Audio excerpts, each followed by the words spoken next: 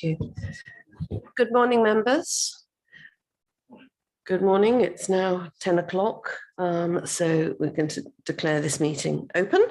I'd like to begin by welcoming everyone to this meeting of the Environment and Green Investment Committee at New Shire Hall, which is allegedly not operating at the moment, but here we all are, so hey. The County Council allows filming and photography at its public meetings, so please feel free to take pictures and tweet during the meeting. Can I ask that everyone present turns their mobile phones to silent or vibrate while the meeting is taking place? Please be aware that this meeting is being live streamed and that a recording of the meeting will be available to view on the County Council's website. There is no fire alarm test scheduled for today, so if the alarm sounds, please leave by the nearest marked fire exit and assemble in the car park. The first item is apologies for absence and declarations of interest. So would the Democratic Services Officer please report any apologies for absence? Thank you, Chair. We have apologies from Councillor Gowing. We've got Councillor Haye substituting. We're also missing Councillors Gay, Milnes, Ray and Tierney at the moment, but I think they're probably just arriving late. Thank you very much indeed. Does any member wish to declare any disclosable pecuniary interest or non-statutory disclosable interest, please? Thank you, Councillor Goldsack. We had notification yesterday that Councillor Steve Tierney was looking for a sub but would be unable to attend. I thought that the Democratic Services Officer had already said that Councillor Tierney's apologies were given. I thought you meant, oh, you said that Tierney, sorry. My error. No, thank you very much. Formal apologies noted then. Thank you. Right, so back to disclosable pecuniary interests. Does anybody have any disclosable pecuniary interest or non-statutory disclosable interest to declare in any of the items of business? No, thank you very much. Then item 2 is the minutes of the previous meeting. So we're being asked to approve those as an accurate record. If any member wants to raise a question on the accuracy of the minutes, the accuracy only, can they please do so now? No, I'm not seeing any hands, so can I take those as being agreed unanimously? Thank you very much. So an updated action log was also included in the published papers for this meeting. Are there any questions on the action log, please? I'm not seeing any. I think I have one question. Oh, sorry, Councillor Hathorn. So the action about the finances for waste was that I really appreciated the explanation. Oh.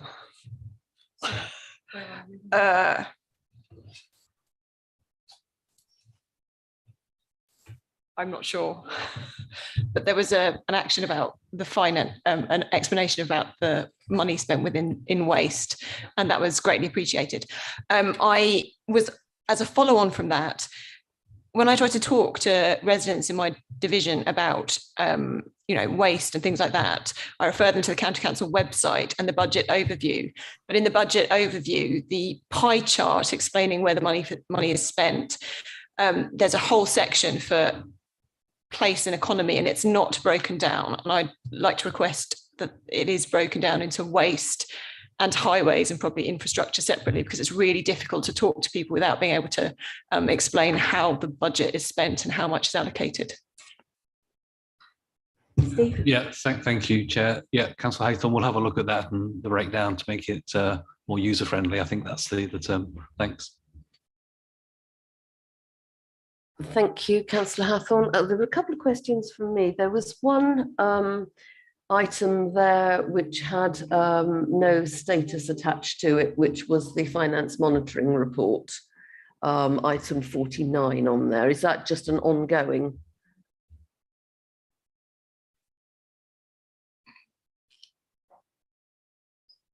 It was suggesting that construction materials prices may be reducing and ongoing work with WEEG, and they would ensure this was followed up. Yeah, thank you, Chair. It is ongoing, but we'll make sure there is an update provided in that column for next time. Thank you very much. My other question was on the notes at the bottom of page 20 of 68 about the street lighting costs, which there's 3 years worth in the middle there, 2018-19, 2019-20 and 2020-21. And then we're told in the paragraph below that the figure increases slightly each year, although the three figures above reduce each year. So I was slightly mystified as to what that statement was trying to tell us when the figures appear to be telling us something different. Again, let me take that away and have a look and provide the clarification, and that will let you know directly. Thank you. Thank you very much indeed. I'm not seeing any other comments on the action log, so are we happy with that now? Yep, thank you. Item 3 is petitions and public questions, and we've received nothing of either. So let's move on to item 4. And although it's April, today is March, so it's all about March today. And the first March item is the March Household Waste Recycling Centre redevelopment. So I'm going to ask Adam Smith, who is Group Manager for Waste Management, to present this report, and I believe that's going to be remotely. Good morning, Adam. Good morning. Thank you, Chair. I'll start by setting out this report is setting out proposals to relocate the March Household Recycling Centre from its current temporary location on the edge of the completed March landfill site on 100 Road to an area of land adjacent to the existing waste transfer station or Melbourne Avenue, which has been retained for this function of relocating the Household Recycling Centre. The need for this relocation is driven because the existing planning permission for the landfill site is due to expire at the end of 2024, and that requires the removal of the household recycling centre from the existing location to allow that area of the landfill site to be restored in accordance with its accepted restoration plan. It's proposed a new site is erected on the next to the waste transfer station as a split level facility, as that will create more capacity for population growth. It will improve accessibility for the public. It will improve the safety environment on the site, segregating the public from the operational activities. It will also provide a dedicated reuse shop to promote the increased reuse and waste prevention, and it will also hopefully encourage better recycling from the public and improved recycling levels to support a circular economy. We've looked at a number of designs for the facility in consultation with our operations contractor, Amy, and have had pre-application discussions with the planning team, including colleagues in Highway and other departments. And it's proposed that we take forward option 2 to go through public pre-application consultation, and providing there are no significant issues arising from that consultation, to be then going in for a formal planning application at the appropriate time. We're proposing that any public consultation will also include the designs that we have dismissed in on the way to selecting our preferred option, and an explanation of why we have arrived at that preferred option. We've also given early consideration to putting a canopy over parts of the site, which are used by the public. However, at this stage, there is no justifiable operational need to provide a canopy. And that would, if we are to do so, that would incur additional capital and revenue costs, which aren't allocated to the project budget at the moment. But further consideration for the use of a canopy will be considered in the next phase of detailed design, once we have a preferred option to work on, and when we start our consultation with the Environment Agency around the obtaining a waste permit to operate the site. So that's just a general overview. Are there any questions at this stage? Thank you, Adam. Do members have any questions for Adam? Questions only at this stage, please. Councillor Hathorn. I can't tell from the map, from the plan, is there cycling access on design number 2? Yes, there is. We are looking at both pedestrian and cycle access separate from the normal vehicle access to create a safer environment. Currently, we do have a problem at a lot of our sites where we don't have the infrastructure to allow safe access for pedestrians and cyclists, so that is included in this design. The other thing to point out about access as well is we are looking to create a separate access for HGV vehicles that need to come in and service the site, to keep them separate from the public entering the site as well. So there is a specific treatment around the access to allow those HGV vehicles to be segregated from the public vehicles just using the site as well. Okay, thank you. Any other questions for Adam? No? Right, okay. We will now move to the debate, and in order to do so, I will move the recommendations. The recommendations are that the committee is asked to support the recommendation in paragraph 2.2 to relocate the March Household Recycling Centre to land adjacent to March Waste Transfer Station located on Melbourne Avenue, to support the recommendation in paragraph 2.7 of the report to take forward design option 2 for further design development, public consultation as set out in point D, and a planning submission that takes account of the consultation feedback set out in point E, to agree to decouple the Household Recycling Centre relocation and construction project from wider considerations around the potential need to construct a canopy at the site through the Environment Agency's permitting regime. Note that if such a canopy is required by the EA, the potential to accommodate green energy generation infrastructure to allow energy developments can be reviewed and progressed in a separate planning application if feasible. Members are asked to delegate responsibility to the Executive Director, Place and Economy, in consultation with the Chair and Vice Chair of this committee, to carry out pre-application consultation with the local community on the preferred site design option, to include reference to all the initial designs considered with an explanation of how the decision was reached to select a preferred option, to agree how any significant issues that are raised during public consultation will be addressed in the final design, which can be evidenced in the planning application submission, and to prepare and submit a planning application to relocate the March Household Recycling Centre to land adjacent to March Waste Transfer Station, where it can be expanded and redeveloped as a split-level facility. So I'm going to move that, and I'm going to ask my Vice Chair to second. Thank you very much. I've received no amendments to this, so there are no amendments to debate. So I'm throwing this open now for debate on the recommendations. Councillor Bradnam. Thank you. I probably should have asked this under clarification, but could Mr. Smith just confirm to us this site on, I can't get the internet map up now, but I was trying to work out where on Melbourne Avenue this new site is, and I can see that there is a junction on a roundabout with Melbourne Avenue and 100 Road, and to the west of that there is the waste transfer station. Is the proposal for this new site to be in that corner next to the roundabout? In other words, just slightly further south than where it is currently.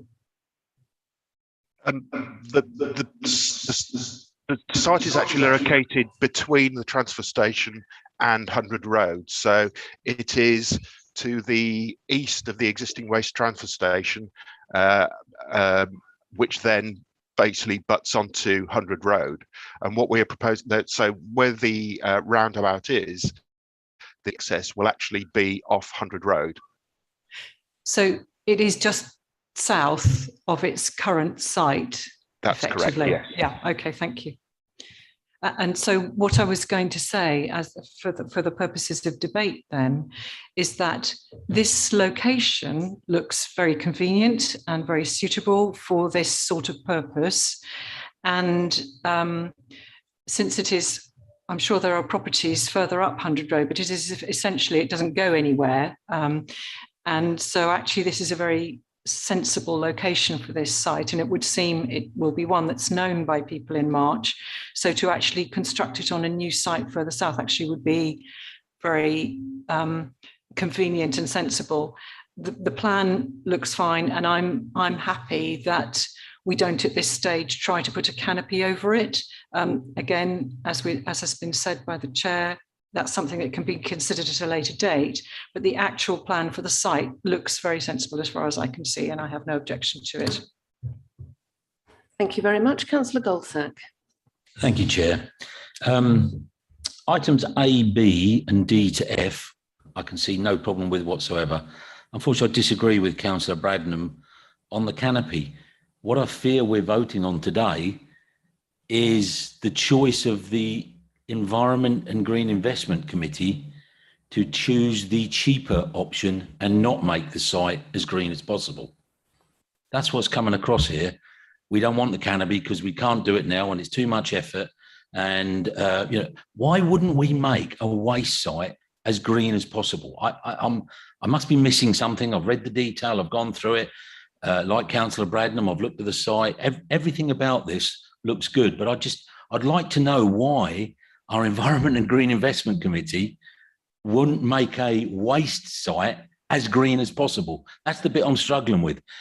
A colleague of ours that's not here today uses a repeated phrase, which I don't necessarily agree with, but uses a repeated phrase, you can't afford to be green. Well, let's not prove that right. I need more understanding of why we're not doing this. And I think it would be a bit of a false call if we choose to kick this one down the line and wait until further on. We're not making the site as green as it can be. And is that really what the Environment and Green Investment Committee is all about? Thank you very much, Councillor Goldsack. Councillor Ferguson. Thank you, Chair. I'm a bit confused by that because I can understand how putting solar panels on an existing roof is as green as possible, but taking the carbon cost of carbon and steel to build a new roof to put solar panels on them, there's going to be lots of embedded emissions in making that canopy. It might be a good suggestion, but we need to do the calculations to make sure we're not building a canopy which would take 10, 20 years to recover the carbon cost for. So it's more complicated than that, I think. Yes, I'm happy for you to come back on. Thank you. I totally agree. Councillor Ferguson. So where's the calculations? Where's the options? Where's the decisions for us to make that decision as members? You know, we make the decisions, right? The officers present the facts for us to make the decisions on, right? They're not here. So I don't disagree with you, but give us the stats, give us the figures so that we can make that decision. Thank you. Thank you, Councillor Corney. Thank you. I couldn't agree more, really, but I think there's probably a halfway point here that we're probably missing. You know, this is going to at least need planning permission, obviously, to put the canopy up. So, you know, why aren't we putting the canopy on there? And so we've got that covered off, even if we don't build it initially, and we've got something to come back on if the calculations add up to do this. We might be missing an opportunity to just sort of cover ourselves, save it going back through the process again, officers' time, everything else. Common sense. But, yeah. Thank you very much. Before I call other speakers who've indicated, I'm going to ask Adam whether he can tell us a bit more about the decision regarding delaying the figures on the canopy. Adam, can you tell us more about that? Yes, basically it is a complex situation, and as I explained in the introduction, there is currently no operational benefit from a waste point of view of having a canopy over the site. So for those reasons, we haven't actually worked up that in any further detail.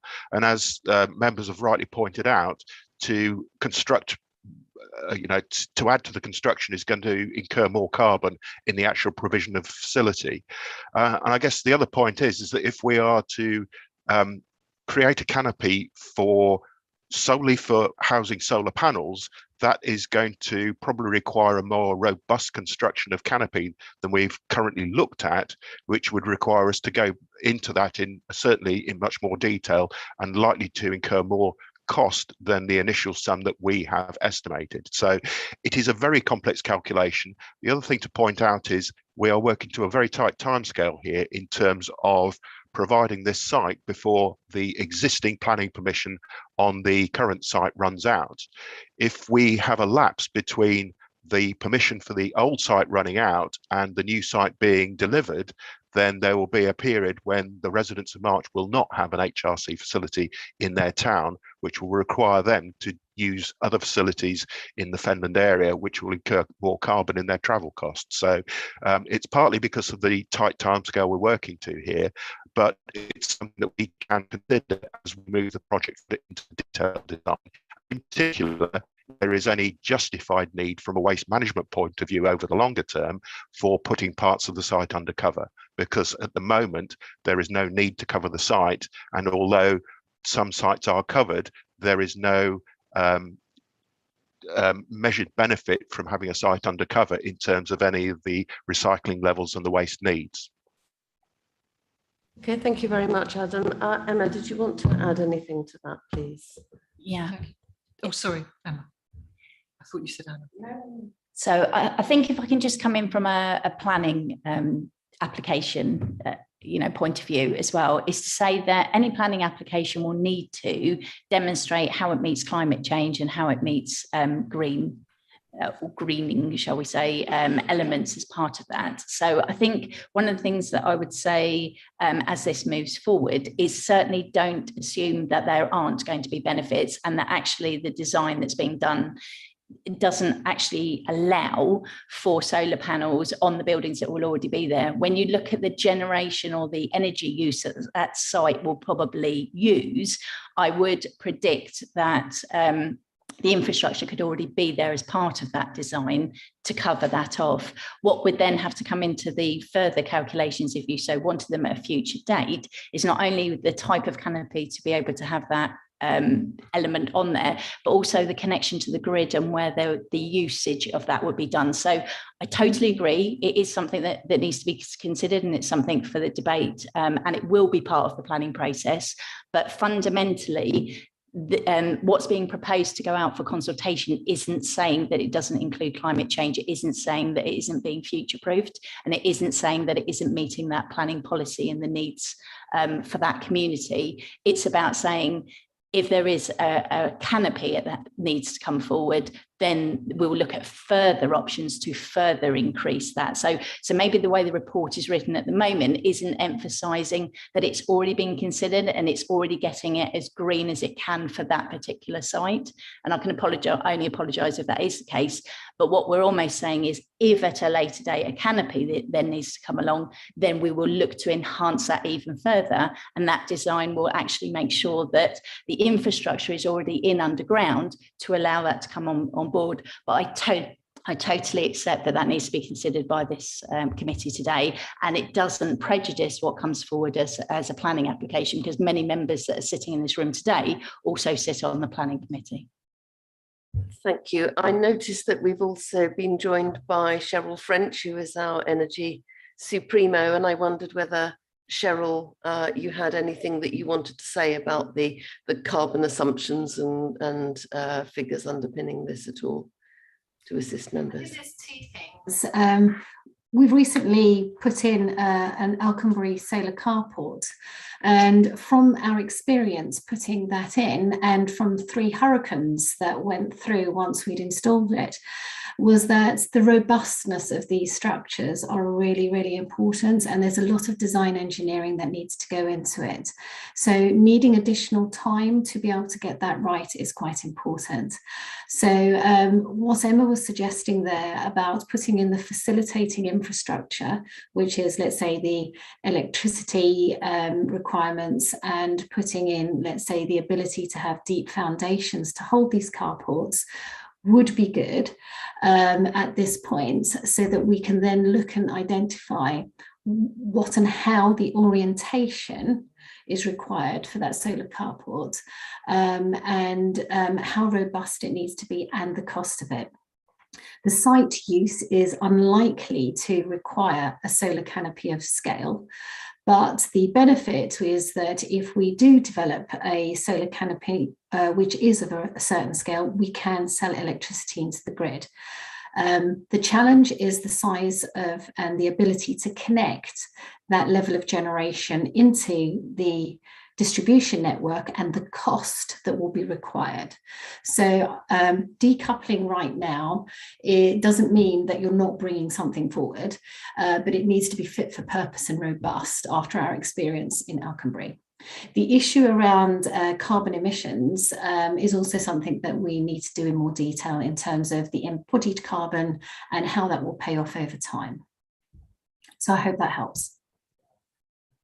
Thank you very much, Cheryl. Indeed, I think it does. And 3.3 is quite clear about the process by which we put consideration of the technical and operational issues, including the benefits and need for a canopy back into that mix. So we're very clear about that in the report, I think. I hope that's helpful. It's sort of, we've gone back to questions a bit in that, but I've got several other speakers now. So I'm going to start next with Councillor Haye. Thank you, Chair. As a member from Fenland, I welcome this new recycling facility, but I too also was concerned that the idea of a canopy had been discounted or seemed to be discounted at this period in time. One of the reasons given was it would delay the opening of the new facility, but surely if we then subsequently, after it's been built and opened, decide we want a canopy, it's going to have to close anyway. Surely it's better to get all the pain over firstly. Thank you. I'm not sure that that's quite how it works, bearing in mind that we will not have it's not a case of closing it for convenience of construction, but that we will not have a permit beyond that date to operate in that way. Councillor Milnes is next. Thank you, Chair, and apologies for my late arrival due to overlapping meetings. I was in the building.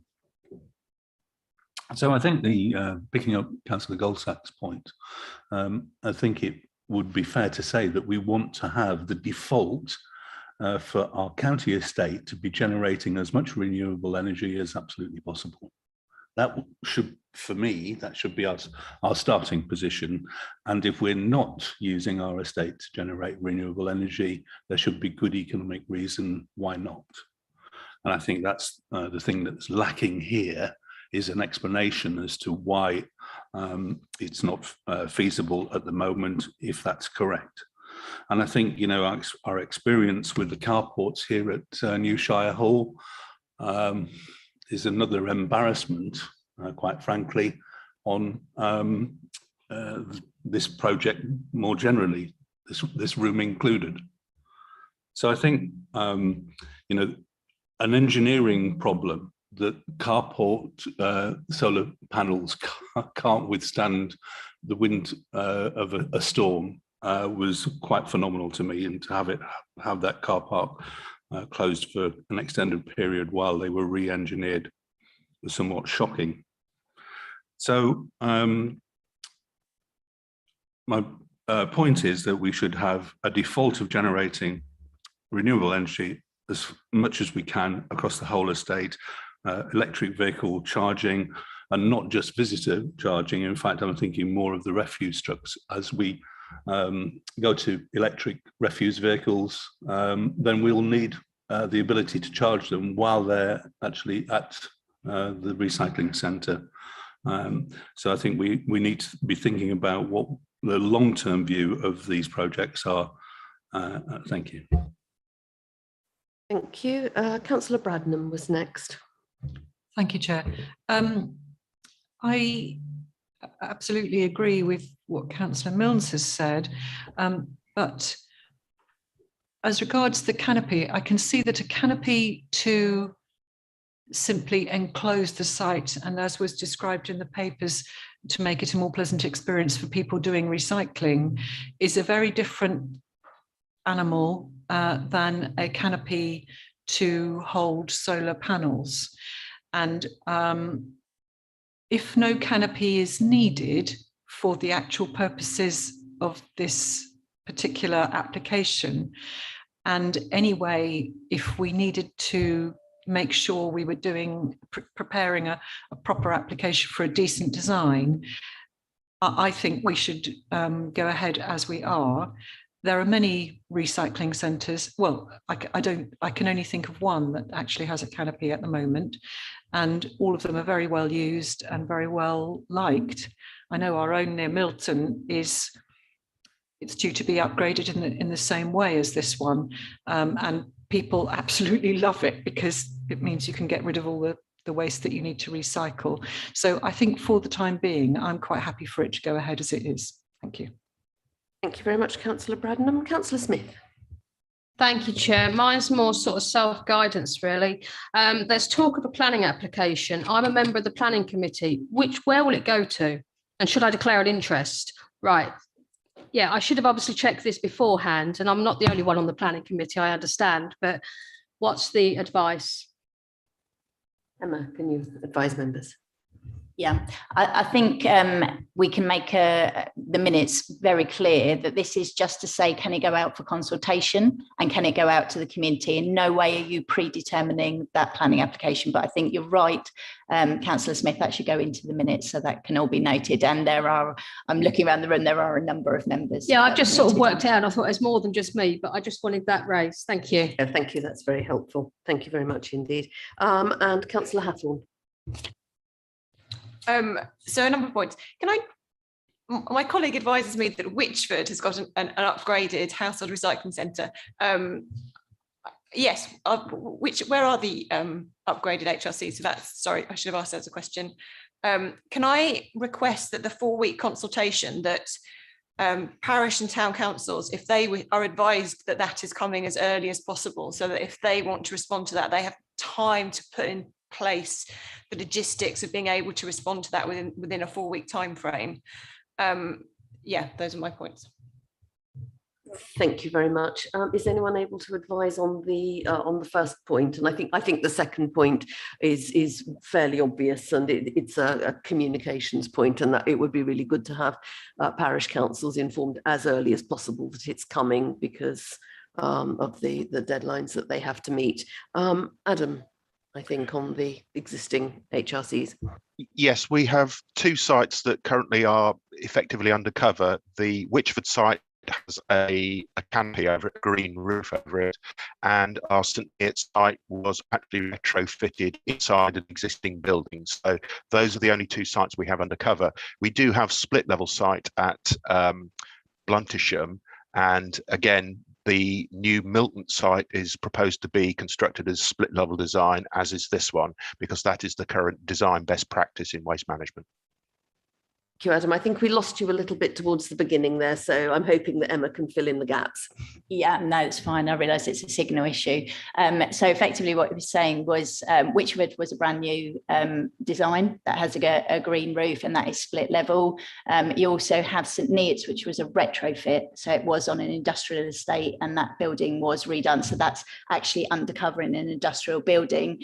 But he was also emphasising that Bluntisham is a split level site without any canopy over it, and that's a really popular site. And also, as Councillor Bradnam has said, the Milton site will be split level and is proposed at the moment. It doesn't have planning permission, so again, those members that are on planning committee need to be very careful in this point, but that is not proposed to have a canopy either. Thank you. Thank you. I'm going to come back to Councillor Corney.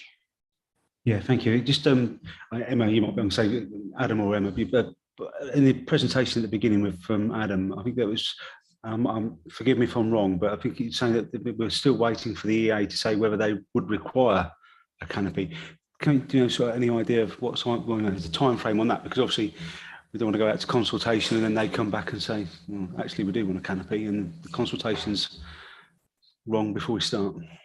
Okay, so effectively, I think, as Adam suggested, it's a bit of a complex one. Until we've got agreement to go out for consultation on the design that we've got, we don't want to go forward with the permitting pre-application with the Environment Agency. So if we get agreement to actually be able to go out for that consultation, then the first thing that we'll be doing is having pre-application. Certainly the advice from the consultants for the waste team is that, in their opinion, it doesn't need, and all the guidance as such is that it isn't required. However, you're quite right, we will need that guidance from the Environment Agency, and that's why it's written in the way that it is. But we don't want to go down that line of incurring those costs and having that discussion before members here have given the green light, if you like, to go ahead with that preferred option for the general public. But I don't know if Adam wants to jump in or whether that covers everything. Adam, if I'm going to call you back, could you switch your camera off? Because I think it might make your voice more stable, as it were. I think Emma's adequately covered the points there. It's the fact that we need to have a clear and preferred design option to take forward to the EAA for consultation, because we get into some real detailed design before we can open discussions with the Environment Agency about more than just the canopy. There will also be issues about how groundwater will be managed and other factors as well that need to be worked up in detail, which we will start doing as soon as we have that preferred design option selected. Thank you very much, Adam. That's helpful. Councillor Goldsack, you wanted to come back. Thank you, Chair. I appreciate you letting me come back in. It's a good debate. It's a really good open debate. I'm hearing discussions about the popularity of sites. I used Witchford myself last week. Took a lot of stuff over to Witchford, having taken down a garden shed. It's exactly what it should be doing. You're undercover, you're protected, and it's got a beautiful green roof on the canopy. We heard the officer explain the reasons why this. I haven't heard an answer to my point that I made right at the beginning, which is surely, and I think Councillor Milnes backed this a little bit, surely we should be looking to maximise the level of green potential on this. We just haven't got the information before us to make that decision. So what I would ask on this one is, if we're going to go to the vote, could we take C separately? Because I don't think there's a contentious issue on A, B, D, E or F, but there may be on C.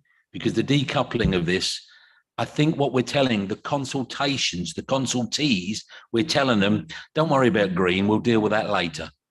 And I don't think that's the right message to come from this committee. I really don't. Thank you.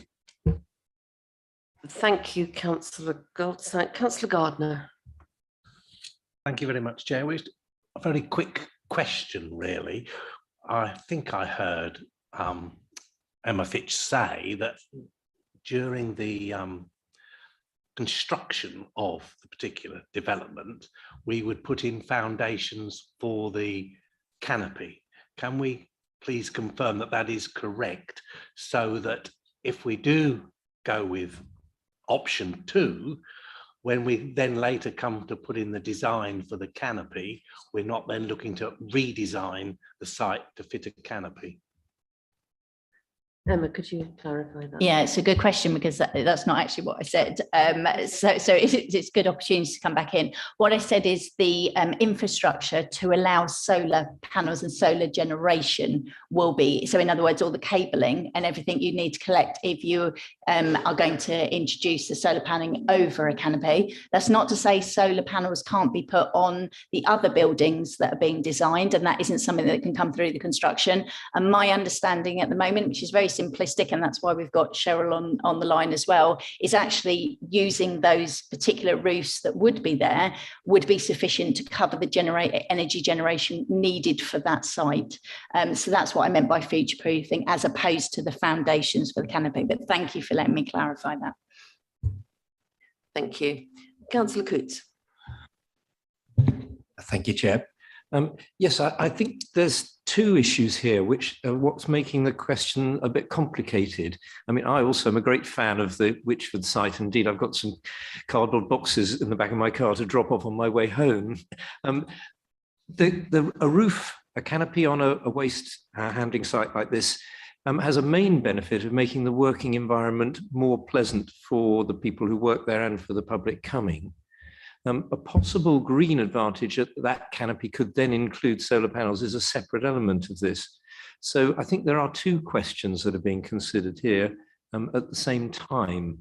So certainly the Witchford roof is great and is green, but doesn't have solar panels on, and I don't know whether it could be retrofitted with them. So we're considering two things at once here, I think. I think that's true. Sorry, Councillor Bradnam, you were on my list and I ticked you off prematurely. I do apologize. Thank you very much. And that is the point I wanted to make, that a canopy. So firstly, we're told that for the purposes of the recycling, no canopy is actually needed. But We know that Witchford was designed with one, but this was a green roof. In other words, this is a lighter construction than for something else. So this was a purpose of making this absorb rain, I suspect, and to reduce surface runoff, perhaps. But that is a very different purpose than putting solar panels over parking spaces. And I do not see these two as being the same thing. If you think about the span that would be required to go over a big recycling site, I do not necessarily believe that we have in front of us the plans suitable for that. And I don't think that's what's being proposed. I think in future, if we could put solar panels on the existing buildings, as Ms. Fitch says, or indeed on the parking spaces, that's a different issue. But I do not think at the moment it's relevant to think about a canopy over the whole site suddenly having solar panels on it as well. I don't think that would probably do what we're wanting. I think there is a halfway house, but it needs to be designed, as Cheryl French has said. So I think at the moment, we ought to be thinking about what's in front of us. Thank you. Thank you very much. Councillor Milnes, for one last. Yeah, just a quick question to Cheryl French, please. Cheryl mentioned the cost of connecting to the grid of generating, so renewable generating capacity. And I just wonder whether she could comment on, I remember reading about Rio ED2, which is the next electricity price control with operators. So this issue of not being able to forecast demand and build accordingly. I just wonder whether she could quickly comment on whether that's got an impact on our future prospects for generating renewable energy. Thank you. Cheryl, are you able to advise on that? Okay, so there's three things. I wanted to just do a quick correction earlier from Councillor Milnes. Just to say the Alconbury solar carports have been designed to British standards and European standards and are robust and heavily engineered. And the issue that we are facing more strategically is the climate change impacts on weather patterns and how regularly you are now experiencing or potentially experiencing more extreme weather. And I think the challenge there is about what do you need to do and ensure for solar canopies as we move through with climate change impacts. Do we need to really look at the British standards and revise them to accommodate that climate issue? So that's one issue. The second issue, which is around grid connectivity. So if you're demanding electricity from the grid, you can connect easily and at a lower cost. If you're wanting to export, then obviously that's where the high costs come in. Now, under Rio, the new business plan, things are meant to be getting better, but the issue is you're always going to have to pay to export. And the challenge in areas where there is, let's say, a deficit of infrastructure on distribution networks, it does mean that you have significant costs to upgrade grids. Now, I think it's going to get better under Rio 2, but that's not yet in place coming forward. So if you're talking about a potential grid connection for this site, I don't know what the costs are on it yet. We haven't done detailed work on the site to identify what that would look like. And I can only report back at that point what that looks like in terms of cost. Thank you, Chair, and thank you to Cheryl for clarifying the report about the carports. Useful to know. Thank you very much. I've got one last contribution from Councillor Hathorn then. It's a direct follow on from that question. It was this issue of connection charges, whatever. I recognise it's quite complicated. I was wondering whether it's possible to provide some information to members as an action, or whether it's just so enormous that that in itself becomes, impossible. In terms of providing you costs for connecting to the grid, it's different in different places depending on what infrastructure is there, just so you're aware. So I couldn't give you a cost, which is for every megawatt of solar electricity we want to export, it will cost you X hundreds of thousands, because it's different in different places. But what I can do is probably give you a briefing of how that process works and what we're currently paying on some of our larger projects, so you've got an understanding, if that helps. I think that would be very helpful, actually. Yes, it runs across a lot of the business that we transact at this committee.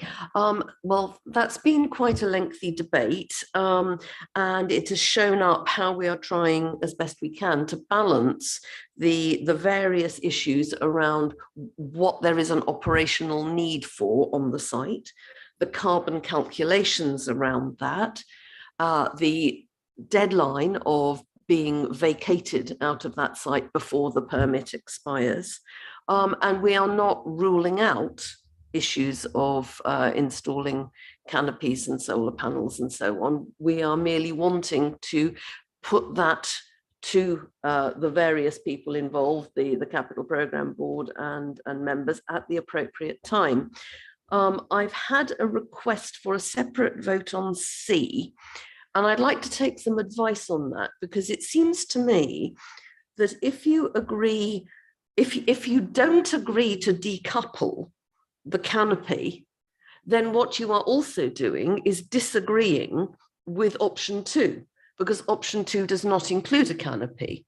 Therefore, it seems to me that you cannot propose to consult on an option where you are throwing a large extra component into the mix. So it seems to me that it's impossible to vote separately on option C unless you vote separately on B and C. But then if you vote on that, that throws into doubt the process in D to F. So it seems to I'm not minded, unless I'm advised strongly otherwise by officers, to take a separate vote on C, because it throws the whole thing into complete disarray, is my view. So not having had an amendment in advance anyway, not being minded to accept a separate vote for the reasons I have given, and officers are not waving at me and telling me I should, then I'm going to move to the vote on the recommendations as they stand on the paper in their entirety. So can I please, by all means. Thank you very much. The point of order is really about, why do we have a spokes meeting? Because we had a spokes meeting at which we discussed this. We talked about the potential issues of this. We talked about the fact that this is an issue and we're not pushing for green. It seems to be as if it was me that raised the point, that my point at the spokes is just being kicked into the long grass and not listened to and not actioned on, because I've seen nothing change from before spokes meeting to what's being presented today. So in terms of putting forward an amendment, I thought there was, my own words, this has been a good debate, a really good debate. We've had good discussion about it. I accept your point on the taking out C would mean that you can't accept item 2. I accept that. That's clear. So I do that. But point of order here is that we're having a spokes meeting to try and thrash out some of these issues, and nothing's happening. Not sure that that's strictly a point of order, Councillor Goldsack, and I'm also not sure that the purpose of the spokes meeting is for us to listen to you and then do what you want. You know, there are four spokes in a meeting. We had a discussion, we had an explanation of the complexity around this, and I was satisfied that that was as it was. You had time in the week before today to construct an amendment. You chose not to do so. You're entirely within your rights not to do so, but I would like to move now to proceed to the vote, please, on the recommendations in front of us. Can I see all those in favour of the recommendations, please? Thank you. And can I see those against the recommendations? And can I see those abstaining, please? Thank you very much. Dawn, do you have that? That looked to me to be convincingly carried. Thank you very much. Numbers, please. Dawn, are you able to give us the yes, numbers? 9 in favour, none against, 5 abstaining. Thank you very much indeed, Dawn, and thank you members for the debate. That was, I think, very full, and nobody can say we didn't give that the consideration it deserved. So on to item 5 then, which is also a March matter, which is Land West of the Avenue March planning consultation response. And we have Colin Fitzsimons in person here, Development and Policy Manager, to present this report to us. Colin. Thank you, Chair, and good morning, councillors.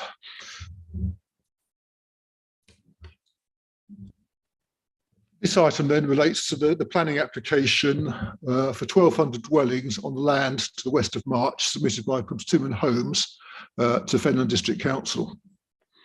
Land at March West is allocated in the local plan under policy LP9. This will provide for up to 2,000 dwellings and is formed from several land holdings, of which the County Council is one. The current application seeks planning permission for the first phase on just the land controlled by Persimmon Homes. Since 2019, the application has held pre-application discussions with key stakeholders, including the County Council services, and that has shaped the emerging planning application. The outline application was submitted to Fenland District Council in January of this year. It was described as comprising 1,200 dwellings, associated infrastructure, public open space, allotments, a local centre and a primary school.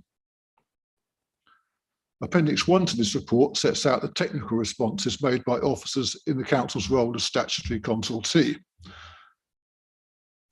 These were made to inform the local planning authority on the impacts of the proposed development, on the County Council services and the infrastructure that we provide, and what mitigation may be required as a consequence of those impacts.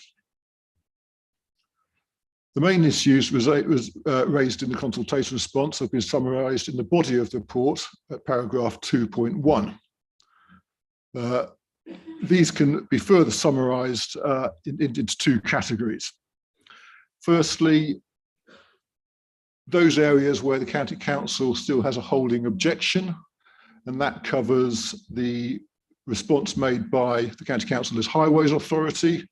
There are still issues fundamentally with the transport assessment, and therefore at this moment they can't say what mitigation will be needed until agreement is made with the applicant on the impacts of transport. And then second area where there's still a holding objection is the local lead flood authority. They're generally in agreement with the drainage strategy, with retention of water on site in its own storage ponds, but they still have a number of outstanding issues on how surface water is managed in the individual parcels of the developed, rather than just the strategic strategy for drainage. The other category of issues which are there for councillors to consider are really those areas where we want to input the mitigation into a 106 agreement.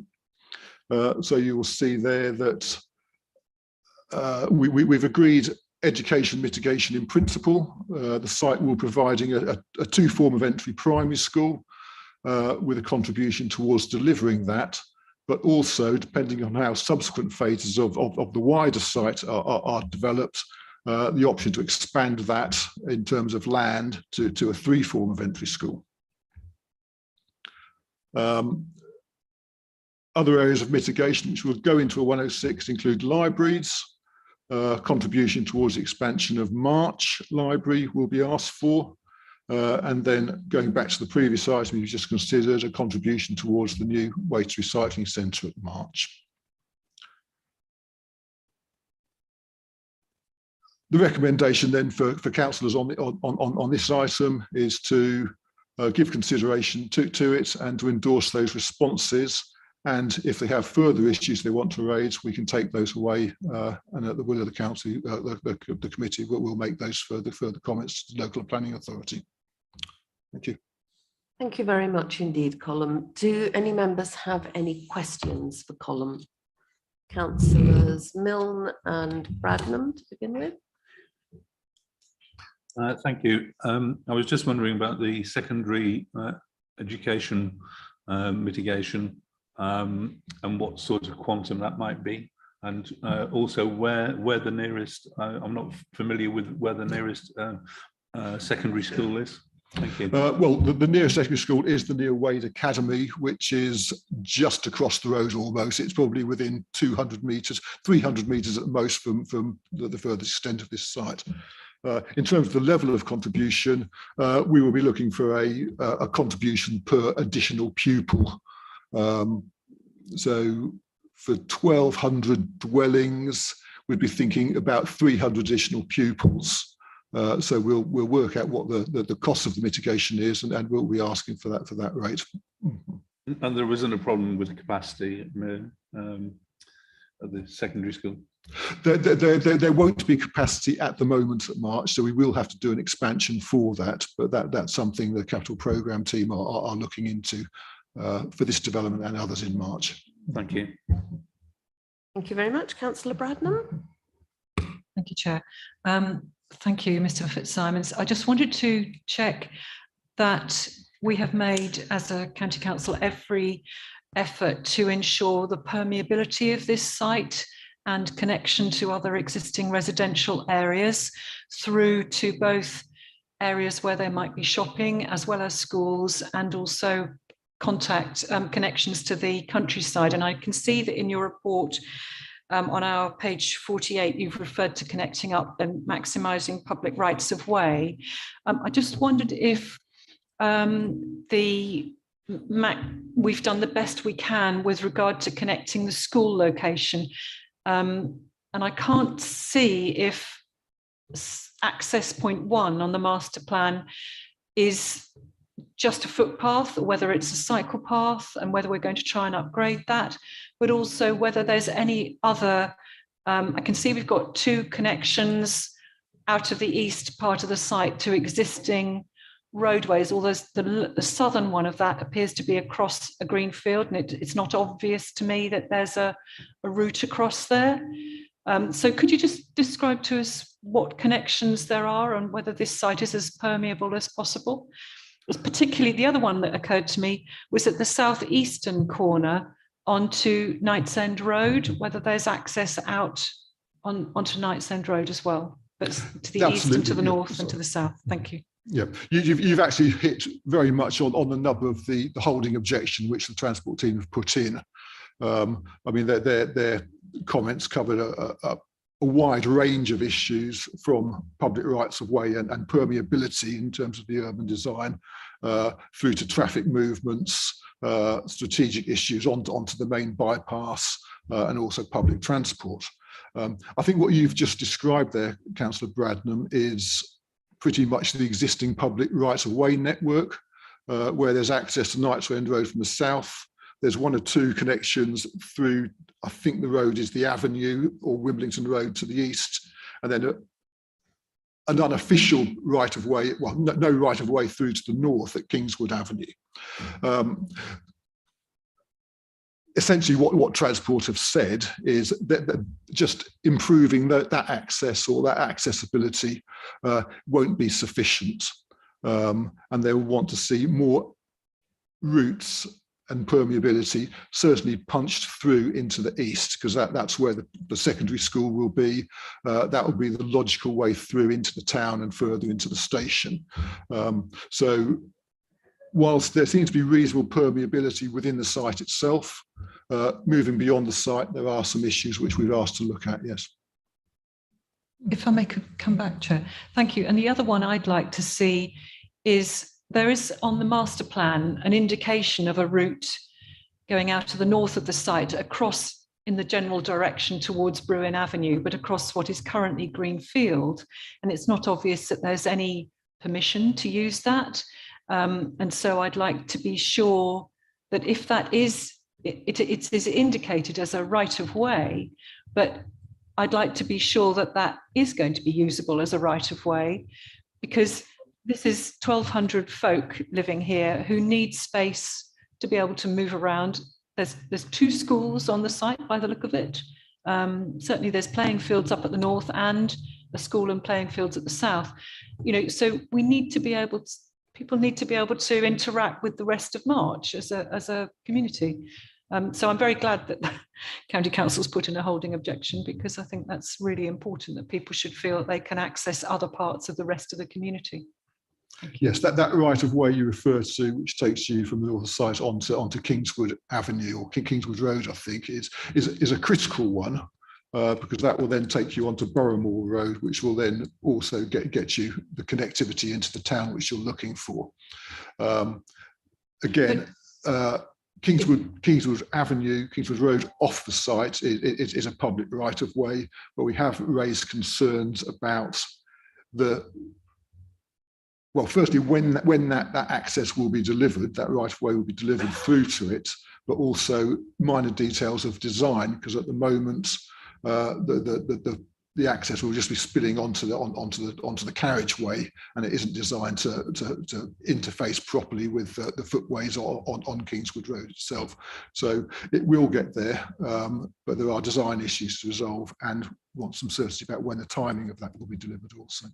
Sorry, with your permission, Chair, just to clarify, that's really important, thank you. But the other place that I was looking at was this very faint dotted line, dotted arrow going out towards across the Isle of Ely Way, across the A141, because that gives access to the countryside, and indeed it would give access for anybody on the west of the Isle of Ely Way to come into this location, maybe for schooling or to get across it towards the Neil Wade or to the rest of the town. So what I'm just saying is it would be good to see that connection made as well. Absolutely, yes. I mean, the public right-of-way network, I suppose, beyond the town of March is actually pretty poor in this part of the world. So anything which we can do to improve that and enhance the existing ones beyond that, we will certainly look at. There will be challenges, obviously, with pedestrians getting across the 141 itself, and would need to manage that properly. And I think probably the roundabout is the location to try and do that in, if we can control the traffic. But we can certainly take that way as well. And so we can strengthen it in that regard, can we? I will certainly ask our transport people to pick that one up, yeah, and see what they can achieve, yes. Thank you very much. Before I ask Councillor Hathorn, can I just ask you, Colin, could you please switch off your microphone in between your responses, as it hogs the camera? Thank you very much indeed, Councillor Hathorn. So I recognise that this isn't a requirement or an objection, but bearing in mind that at this committee we've received the Cuspy presentation about community heat zones, and a community heat zone is presumably going to be a lot easier to construct for a new build. Is the County Council engaging with the developers about a community heat zone and having those conversations and offering those support and whatever? What's the situation with that? Yes, thank you for your email, which you sent around the other day. We've had a little think about that, and hopefully Cheryl's still hanging around to give you the answer which she's offered to you. Yeah, thank you very much indeed, Cheryl, for coming back to us on this. So community heat schemes and heating more generally. Yes, okay. So what I wanted to do is just respond to you in two ways. One, which is responding to the planning application and what we can do potentially in terms of the main energy issues for that within the policy context.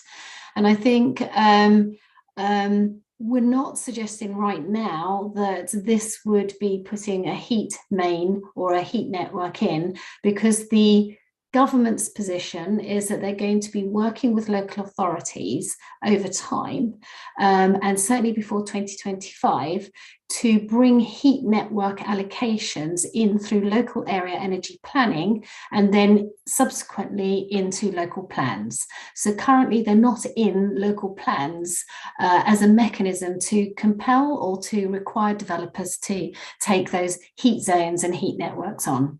So I think for the benefit of this application, the key issues are around ensuring that the energy efficiency standards are as good as they can be, standards increased last year by 31% CO2 reduction, and the Future Homes Standard is coming forward in 2025, which will be requiring new homes to be 75% more efficient. Now, I think one of the elements here is to understand whether there can be any uplift on energy efficiency into those homes that are coming forward, especially with the fuel poverty agenda and the cost of living crisis that we're facing right now. So I think that's one area.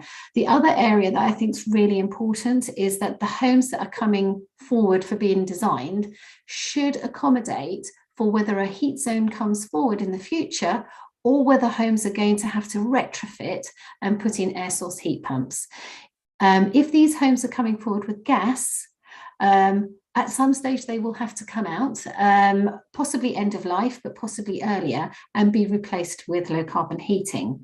The problem with an air source heat pump, and some of you might be able to attest for this, is that you need a slightly different and larger space in the home ready for being able to retrofit that without structural works and then a significant cost to the homeowner who might have just bought their home. So if there's anything that can be done there, that'd be helpful. I think the third area is whether there can be any land allocation for energy centres. If you are bringing forward community energy schemes, it's about where do you put the energy centre in a development? And so developers coming forward now really need to be allocating land for that, because the homes will need to be retrofitted at some stage. So that's in terms of the planning. I think separately, there needs to be dialogue with developers, all developers, around what heat zoning is going to look like and what that means in terms of policy potential, future policy for local plans.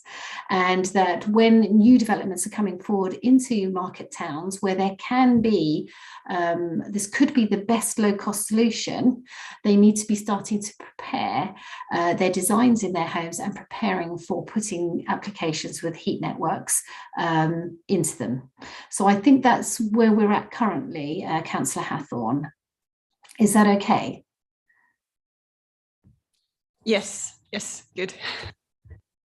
Thank you very much indeed, Cheryl. That was extremely helpful. I think the question for us then is whether we can feature that in the comments that we seek to make to column in finessing the response back. And I don't know whether now is a suitable time to take that on in terms of just giving us an answer about what from that we can actually fit into our comments on this application.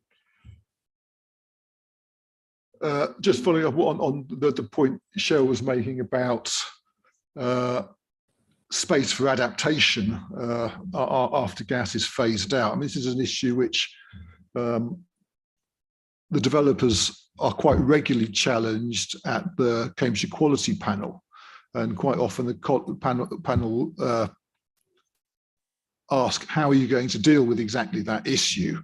But their focus, in addition to space internally, is the external space that's needed to house the compressors and the infrastructure outside the house, especially in developments which are looking to achieve very high densities, because you often find in small enclosed private spaces at the back of houses, they will often give you, sort of local microclimate changes. It will create a cooling effect almost in very close private places.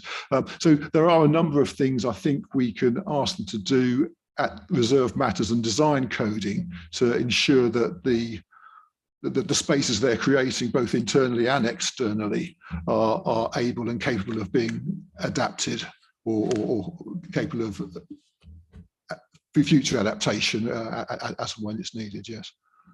Is there anything we can do to signal that earlier in this round of responses?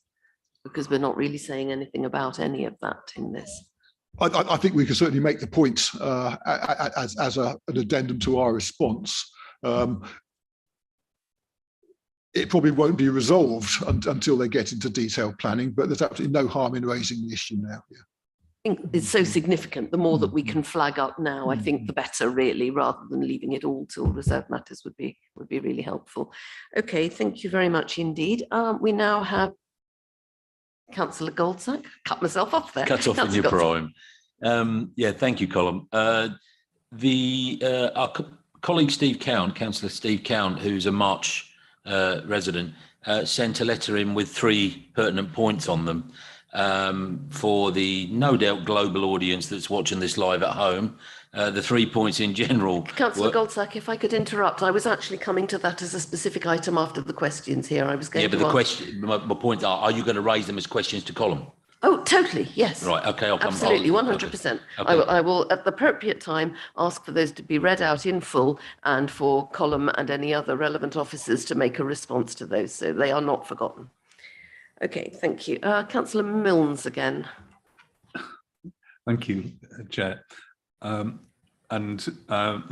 point is about renewable, and particularly related to the school. I think we've got a policy that we will install renewables, so presumably, and I just want to check that that will be specified in our recommendations.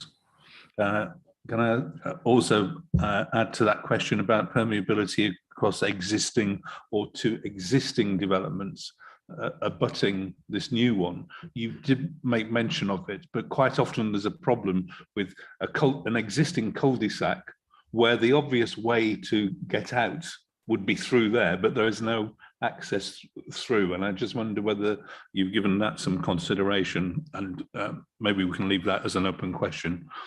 And I just want to relate to the committee. In Sawston, where I'm local member, we've just agreed a 280 house site, and only at the planning meeting did the developers start talking about air source or ground source heat pumps as an option for this, when they're going to be building in the face of the ban on gas. We need some heavy persuading going on. Thank you. Councillor Bradnam, you wanted to come back. Thank you, Chair, for letting me come back. I was thinking about this earlier on, and I just wanted to check. I note in the area where there's planned a southern primary school that there's 0.7 hectares of land described as extension land, which is indicated as being green and perhaps slightly more rural than the rest of the grass, which might be for playing fields and for play.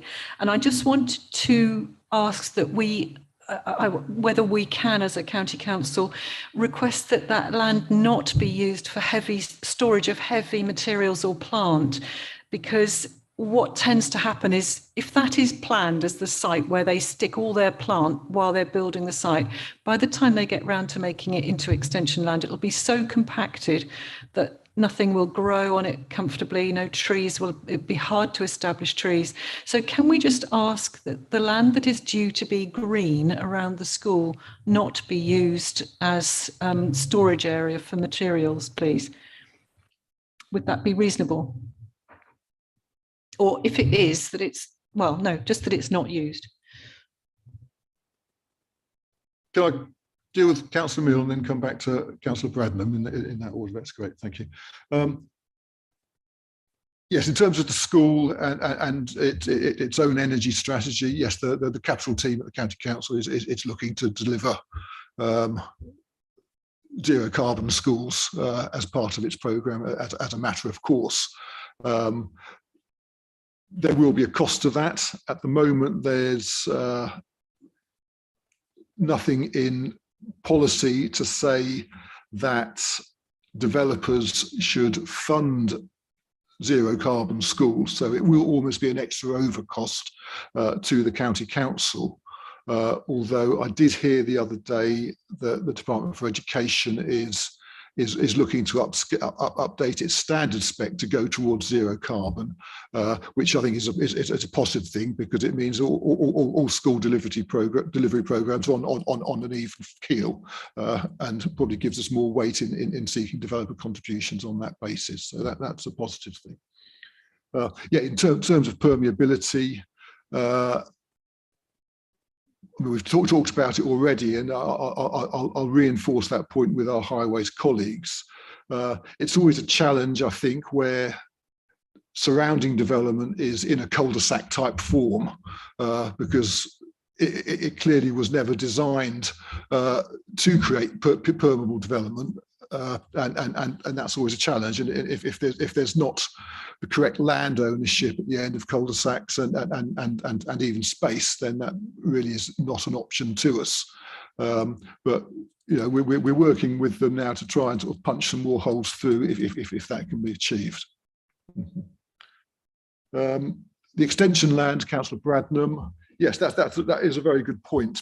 At the moment, we don't know whether we're going to call on that land. So when we do that first primary school, we'll only get or draw down the 2.4 hectares for the 2 FE school we were initially required to provide for this site. The extension land will only be called upon if the wider site, the additional 800 dwellings, which isn't covered by this this application, doesn't require its own primary school at the north of the site or beyond the north of this site we're looking at the moment. So this is basically a kind of a bit of a fallback position for us if we don't need a second primary school elsewhere. Clearly, we won't know when we're going to call for that for some time in the future, and the build-out rate on this development is going to be probably 10 to 15 years. So we'll certainly raise it.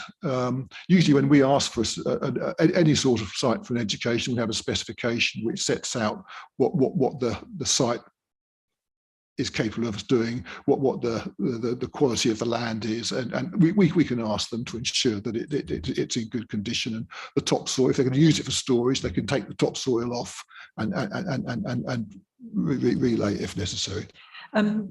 Sorry, what I was asking for was that it not be used for storage. I don't particularly like the idea of the topsoil being taken away and put back. What I was thinking is that actually in that phase, while we're waiting to find out whether it's needed, I would like it to be reserved. I didn't say this earlier on, but reserved for meanwhile uses as a green space, because it is particularly attractive on the current plan. And I think we should be protecting that land and maintaining the biodiversity that's already there, and protecting it such that if it's not used, that it remains for green space in future. It's not allocated in the plan for housing. It's not intended for a school just yet. For green space for this school if it needs a bigger capacity. So can we actually ask that land be reserved for green space if it's not, if you do end up building the second school and or whatever, can we just make sure that wherever possible that land be reserved as ongoing use as green space? It could be perfect for outside the school, for extension into field schools, forest school, wildlife, outdoor schooling, if the school needed it. But in the meantime, it could be a very attractive area for the residents of whichever phase comes first. So it's a meanwhile use for that as a green space. Thank you. Yes, I'm entirely happy to take that comment back to it. Clearly, the open space strategy for development will be determined in accordance with Fenland District Council's open space standards, and I'm guessing only at the moment that the provision they're making on there meets those standards. Whether or not we can ask them, or Fenland would be happy to accept additional green space on this land beyond standards which they require to provide, is a matter for Fenland District Council. But absolutely, forgive me, it's not additional. It's already in the master plan as green space. I'm just saying that while the decision is being made about the capacity of the schools, that it be retained as green space. It doesn't have any intention of putting houses on there.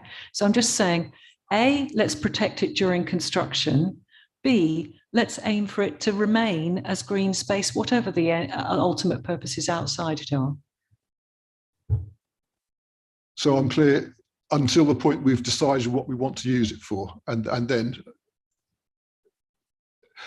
The point is, we've asked for it to be reserved for educational use. You would like it to be retained as green space if we don't call it down for educational, or only up until that point? I'd like for it to be green space as long as possible, and preferably ultimately. And I'm just wondering whether we can do that. What I'm saying is, in this master plan, I assumed, since it's indicated in green and the map says, if I can find it on the key, hang on a minute. It's called Proposed Primary School Extension Land. Now, given that it's extension land, I assumed it was a green space for the primary school in perpetuity. So I'm just hoping that we do retain that, firstly, during the construction phase, that it's not used to store anything on it, so it's not destroyed, the biodiversity there is not destroyed. And secondly, that we retain it as green space for the purposes of the school or the wider population in whatever way we can, i.e. that it should not be built on. Colin, could you clarify the ultimate purpose of that? The purpose of that is, if we don't need the second primary school, we will use that to expand this primary school. It would revert back to, if we don't call for it, then it will revert back to whichever use the local authority wants it to be used as. I can ask them to have it as retained as green space if that's what we're looking to achieve here. So the ultimate purpose of it is that it's a space for building on to expand the school in the event that there isn't a second school, but there is a larger first school, and that therefore the ultimate purpose is to be built on, according to Colin. But Emma is shaking her head. It may not necessarily be built on, because the expansion might be at the building end of the. I don't think you've all got the plan there, but it would probably be used for playing field expansion, and we would phase put the second phase in close to where the first set of primary school buildings would be. I think I'll ask Emma to come in, and then I think we're beginning to make a bit of a meal of this. So Emma, can you shed any further light? I'm hoping that I can do exactly what Colin will wish me to do and make it simple. I think that what we will be saying is that we want this retained as green space for the expansion of a school. In the event that it's not needed for that expansion, we would ask the district council to still retain that as green open space. And at the construction phase, we would ask for no storage areas to be placed on it. I think that's what we're saying. I think it's as simplistic as that. That would be great. That was my understanding of what Councillor Bradnam was trying to achieve. And I think, Emma, you've summed that up admirably. Is that, are members generally happy for us to say something to that effect in the response, now that we've actually boiled down what we want to say? Colin, are you comfortable with that? Yes, that's clear. I think we were moving in that direction. Yeah, thank you. Thank you very much. I have one question for you, which is about the developer contribution for bus services. The suggestion here is that there is a developer contribution to provide a high quality bus service to enhance site accessibility for up to 8 years. It's envisaged that the service will deliver a half-hour frequency, providing direct connectivity to March Town Centre, Peterborough and Ely. And my question is, why Ely? Because it seems to me that if you want to get from March to Ely, probably the sensible way to do it directly is the train. So therefore, it doesn't really serve the residents of March going to Ely so much as serve the residents in between March and Ely to get to Ely. But is Ely the ultimate destination of choice? I mean, I live near it, it's a lovely place, and I'm sure people will always want to go there for all sorts of reasons, but there is an opportunity surely to connect places like Chatteris, for example, and some of the villages in my division, further and perhaps further up as well, by a new bus service which would take residents down to the guided busway at Longstanton, which would give them much better choice of many more stops in Cambridge than the three offered by the two offered by the railway at the moment, and one to come down to Addenbrooke's, but might be a much more flexible new way of bringing people from Councillor Haye's side of the area and mine and maybe others, Councillor Gowing's, for example, maybe, connecting those communities to Cambridge by a different route, which would take some of the heat off the 142 if there were fewer unnecessary journeys along the 142, and new connections in to Cambridge that way. So I'm wondering why just Ely for that part, about Peterborough and March Town Centre, absolutely, but why just Ely, and why can we not think more creatively about opening up new connections that might serve residents between March and Cambridge in different ways, as well as enabling some of the March residents to access Cambridge differently? Thank you. Yes, I think you're absolutely right. I mean, I kind of think if you're travelling along the Peterborough to Ely locus, you're more than likely to be using the train as that service. It's clearly much more frequent and regular. So I certainly take your point that perhaps there is an opportunity here to expand the bus services in a slightly different direction. Certainly the strategy going way back when the local plan at Fenland was evolving was to release land at March and Chatteris to service the south of the county or meet the employment needs or the housing needs for the south of the county. But it was always dependent on good public transport routes being put in place. So I think you've kind of almost illustrated that point entirely. The transport team are still talking to them about the bus services. They will be looking for contributions to go towards enhancing bus services. So I think it's quite right, whilst those conversations are still going on, that we add that extra dimension you've just raised and ask them to think about that as well. Thank you very much indeed. That's very helpful. I'm not seeing any more questions for Colm at this stage. Now, before I move on to the debate, I'm going to do what I said to Councillor Goldsack that I was going to do, which is to turn to the written contribution of one of the local members, Councillor Steve Cant, who has commented in writing on the report.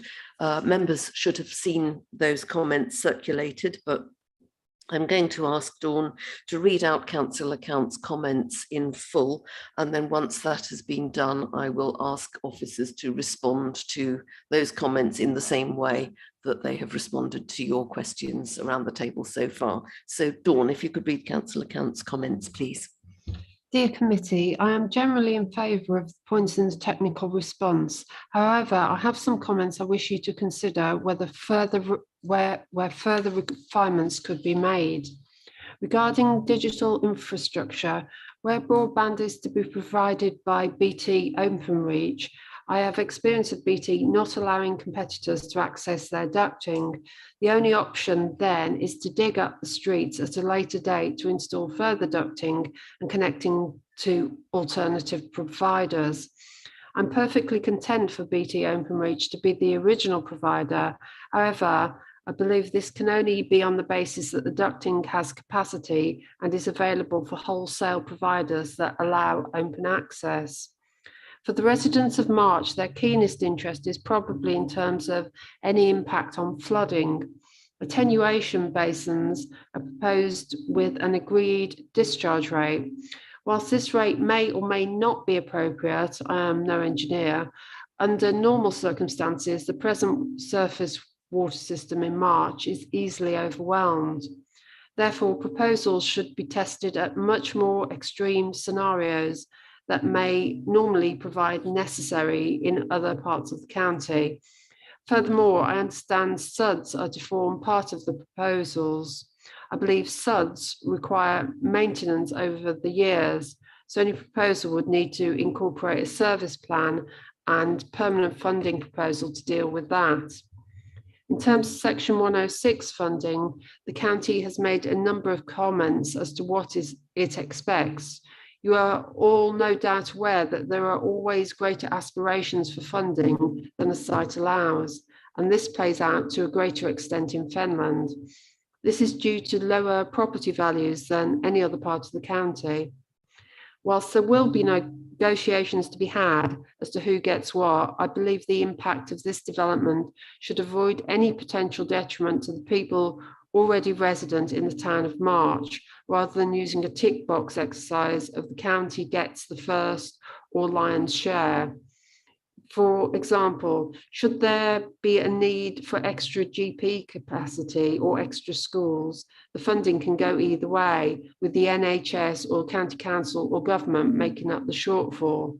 Therefore, when the Section 106 request list is first examined, rather than striking out those with the least ability to argue their case, so something is not delivered, it is vital that the alternative means of funding are utilised so the site delivers all requirements to make it viable without negatively impacting on the people of March. Thank you all for taking these points on board, and hope you can incorporate some of this thinking in a final version. Thank you very much, Dawn. And I'm going to ask Colm and Emma whether between them they can address the issues that Councillor Count has raised. Okay. Shall I take Openreach first, the issue of broadband? And I perhaps the simplest thing to do is for me to read out the response I've been given from Connecting Cambridgeshire, so there's no ambiguity in their advice. So yes, they've responded by saying Openreach has a statutory obligation to share infrastructure, ducting and poles, etc., with all other operators, and this is enforced by Ofcom. In Cambridgeshire, there are a growing number of fibre providers using Openreach physical infrastructure access to deliver their fibre networks. I then clarified this with them and said, are there any mechanisms whereby the local planning authority can intervene and enforce BT Openreach in case where they're not sharing it? And the response to that was no, it's entirely a matter for Ofcom. So whilst I think we understand Councillor Count's concern, I'm a resident of March, and I think we're on our third dig up of the streets in probably as many years now. It's a matter for Ofcom rather than planning, sadly. Thank you very much. And the second point was about Suds and flood testing. I'm just scrolling down my note here. Shall I go to Emma? Yeah, just while you're looking for that column, I think it's also fair to say that colleagues in Connecting Cambridgeshire said they also have at least 4 suppliers in Cambridgeshire and Peterborough actively using Openreach infrastructure to deliver their own fibre network. So they were confident that this is something that can be done, and Ofcom should only get involved if necessary. Okay, just give that further clarification. Thank you very much indeed for that. Colm, you were going to come on to flooding. On the drainage strategy, the application, the drainage strategy in the application proposes surface water discharge to the site,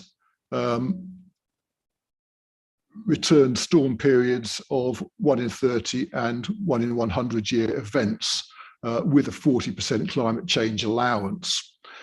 So on that basis, the flood risk assessment says that post-development, the water will be retained on the site and discharged at the same rate as currently they're achieving on the greenfield runoff.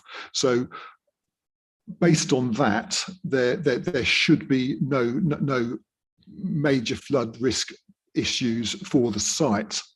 However, said that, they are still holding as I said earlier, they still have a holding objection on flood risk grounds because they're still not clear how the individual housing parcels are going to manage, store and transfer their immediate water to the balancing ponds, which are providing at a strategic level.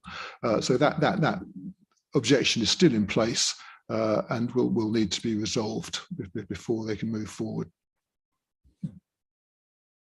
Thank you. And on the ongoing Suds maintenance?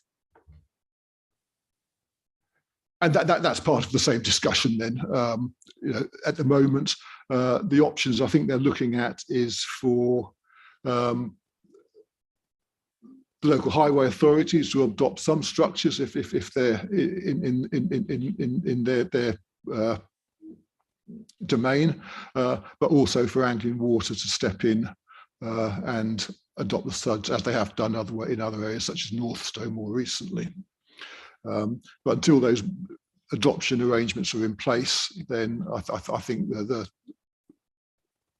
LFFA or LFA are going to maintain their objection. Yeah.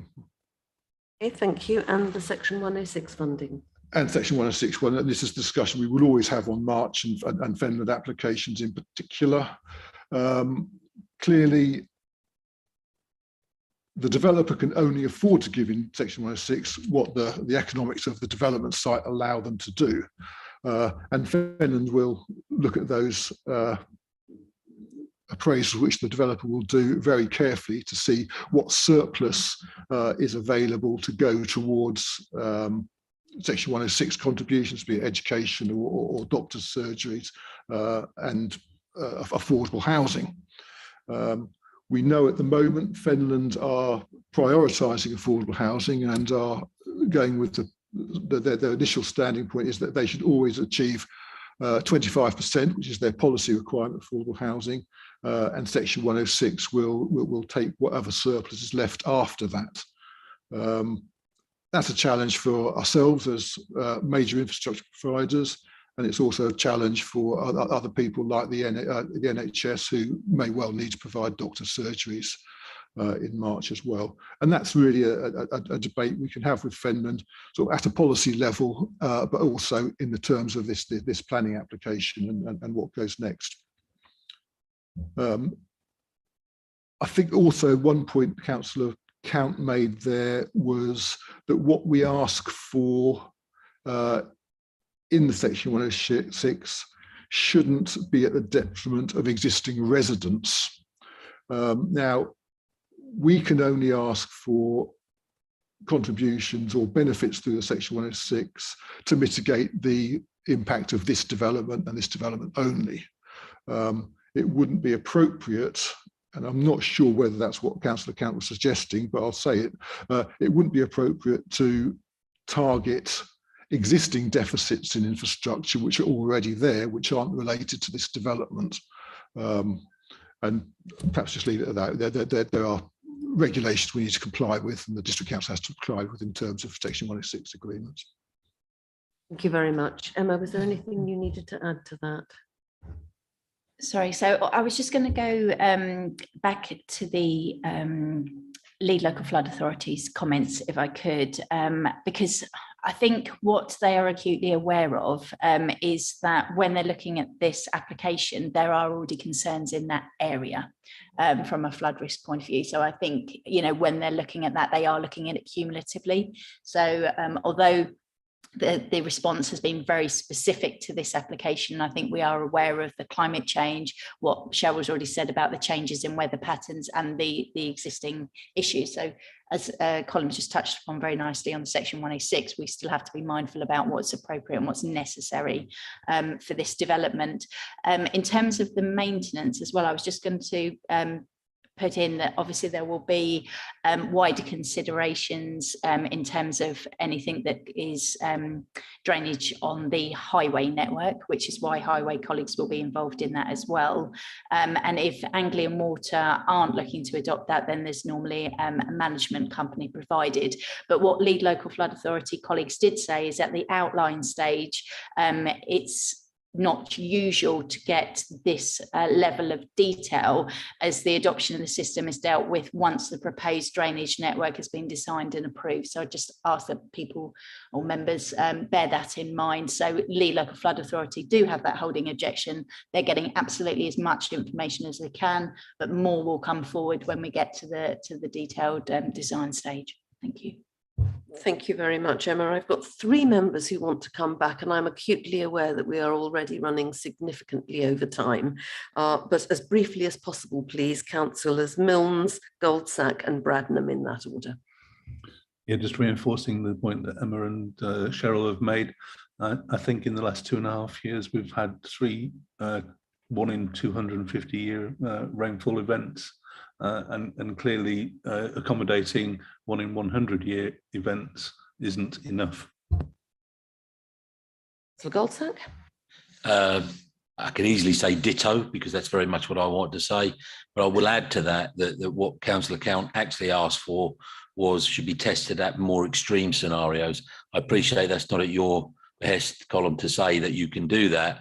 But if we go back to Cheryl's discussion on the car park situation out the back, they were built to the current standards, which couldn't stand the weather. March, St Neots, Abbottsley, Alconbury, they've all been flooded. We all read the flood report. We all saw the damage of it. March is low-lying, I'll get it right in a minute, a low-lying area. It might be the other way as well, but that's another matter. And I just think we need to be absolutely aware there. This is a big development. I know that obviously at the heart of this is on district council land, I believe. So you know, we just need to do all we can to mitigate the flood risks in this community. Thank you very much. And briefly, Councillor Bradnam.